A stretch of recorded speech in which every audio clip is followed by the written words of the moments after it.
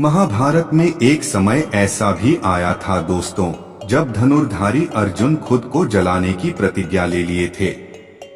आइए हम इस कहानी को सुनते हैं। महाभारत का भयंकर युद्ध चल रहा था।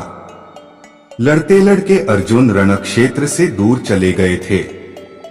अर्जुन की अनुपस्थिति में पांडवों को पराजित करने के लिए द्रोणाचार्य ने चक्रव्यूह की रचना की। अर्जुन पुत्र अभिमन्यु चक्रव्यूह भेदने के लिए उसमें घुस गया। उसने कुशलतापूर्वक चक्रव्यूह के 6 चरण भेद लिए, लेकिन 7वें चरण में उसे दुर्योधन, जयद्रथ आदि 7 महारथियों ने घेर लिया और उस पर टूट पड़े। जयद्रथ ने पीछे से निहत्थे अभिमन्यु पर जोरदार प्रहार किया। वह वार इतना तीव्र था कि अभिमन्यु उसे सहन नहीं कर सका और वीरगति को प्राप्त हो गया। अभिमन्यु की मृत्यु का समाचार सुनकर अर्जुन क्रोध से पागल हो उठा। उसने प्रतिज्ञा की कि यदि अगले दिन सूर्यास्त से पहले उसने जयद्रथ का वध नहीं किया तो वह आत्मदाह कर लेगा। जयद्रथ भयभीत होकर दुर्योधन के पास पहुंचा और अर्जुन की प्रतिज्ञा के बारे में बताया। दुर्योधन उसका भय दूर करते हुए बोला, चिंता मत करो मित्र, मैं और सारी कौरव सेना तुम्हारी रक्षा करेंगे। अर्जुन कल तुम तक नहीं पहुंच पाएगा, उसे आत्मदाह करना पड़ेगा। अगले दिन युद्ध शुरू हुआ। अर्जुन की आंखें जयद्रथ को ढूंढ रही थीं, किंतु वह कहीं नहीं मिला। दिन बीतने लगा। धीरे धीरे अर्जुन की निराशा बढ़ती गई। यह देख श्री कृष्ण बोले, पार्थ, समय बीत रहा है और कौरव सेना ने जयद्रथ को रक्षा कवच में घेर रखा है। अतः तुम शीघ्रता से कौरव सेना का संहार करते हुए अपने लक्ष्य की ओर बढ़ो। यह सुनकर अर्जुन का उत्साह बढ़ा और वह जोश से लड़ने लगे, लेकिन जयद्रथ तक पहुंचना मुश्किल था। संध्या होने वाली थी। तब श्री कृष्ण ने अपनी माया फैला दी। इसके फलस्वरूप सूर्य बादलों में छिप गया और संध्या का भ्रम उत्पन्न हो गया।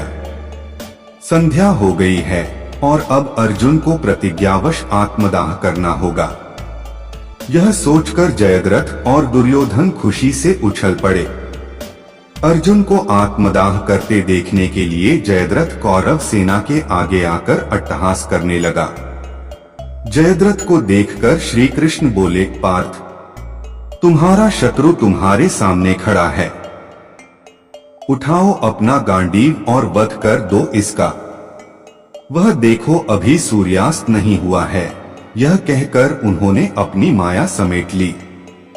देखते ही देखते सूर्य बादलों से निकल आया। सबकी दृष्टि आसमान की ओर उठ गई। सूर्य अभी भी चमक रहा था। यह देख जयद्रथ और दुर्योधन के पैरों तले जमीन खिसक गई। जयद्रथ भागने को हुआ, लेकिन तब तक अर्जुन ने अपना गांडीव उठा लिया था। तभी श्री कृष्ण चेतावनी देते हुए बोले, हे अर्जुन, जयद्रथ के पिता ने इसे वरदान दिया था कि जो इसका मस्तक जमीन पर गिराएगा उसका मस्तक भी 100 टुकड़ों में विभक्त हो जाएगा। इसलिए यदि इसका सिर जमीन पर गिरा तो तुम्हारे सिर के भी 100 टुकड़े हो जाएंगे। हे पार्थ, उत्तर दिशा में यहाँ से 100 योजन की दूरी पर जयद्रथ का पिता तप कर रहा है। तुम इसका मस्तक ऐसे काटो कि वह इसके पिता की गोद में जाकर गिरे।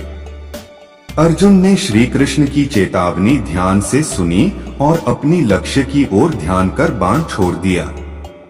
उस बाण ने जयद्रथ का सिर धड़ से अलग कर दिया और उसे लेकर सीधा जयद्रथ के पिता की गोद में जाकर गिरा। जयद्रथ का पिता चौंक कर उठा तो उसकी गोद में से सिर जमीन पर गिर गया। सिर के जमीन पर गिरते ही उनके सिर के भी 100 टुकड़े हो गए। इस प्रकार अर्जुन की प्रतिज्ञा पूरी हुई। आप इसी तरह कहानी सुनते रहे, खुश रहे और हमारा चैनल जरूर सब्सक्राइब कर ले। धन्यवाद।